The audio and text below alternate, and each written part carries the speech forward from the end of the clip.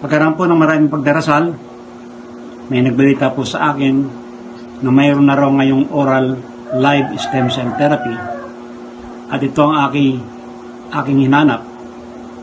At sa kabutihang palad po, aking natagpuan ang Fulgent placenta na siya kong ginamit sa aking asawa. At pagkaraan lamang ng 2 buwang mahigit ng pag-inom ng gamot ng supplement na ito, food supplement, ay namangha kami sapagkat 20% ng kanyang panginginig ng kanyang buong katawan ay naglaho.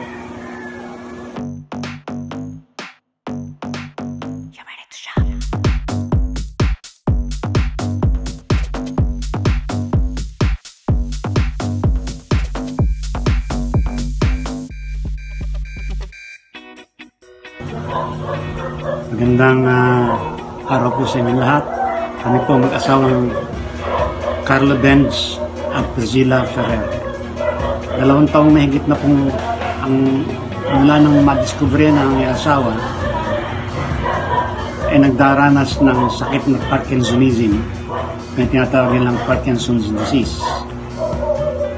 Ang sakit po na ito ayon sa medical science ay progressive, debilitating, and incurable. Subalit sa akin pong pananalig sa Panginoon Diyos, naniwala po ako na hindi ko isusuko sa ganitong mga paraanan lamang na hindi ako hahanap ng lunas para sa aking asawa upang malunasan ang kanyang sakit na Parkinsonism. Pagkaraan po ng maraming pagdarasal, may nagbalita po sa akin na mayroon na raw ngayong oral live stem cell therapy. At ito ang aking hinanap. At sa kabutihang palad po, aking natagpuan ang Fulgent placenta na siya kong ginamit sa aking asawa.